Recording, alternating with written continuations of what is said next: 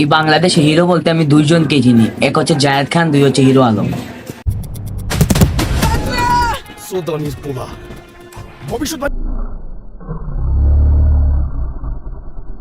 এবং যুগশ্রেষ্ঠ hero, superstar, Bangla ছবির অন্যতম নায়ক হিরো আলমের নতুন ছবির ট্রেজার রিলিজ হয়েছে এবং সেই ট্রেজারটি দেখে আমি শিহরিত এবং আমার মুখ দিয়ে মানে আওয়াজ বের হইতেছে না কি বলবো আর কি বলবো না। জাতি সাপের লেজে পাড়া পড়ছে। এই 1 মিনিট 24 সেকেন্ড ভিডিওতে সবকিছুই ছিল, শুধু অভিনয় ছাড়া। এবং এই ছবিতে হিরো আলমের সাথে নায়িকা হিসেবে অভিনয় করেছে আমাদের যুগশ্রেষ্ঠ হিরোইন, হট হিরোইন এবং বাংলাদেশের ক্রাশ রিয়ামণি।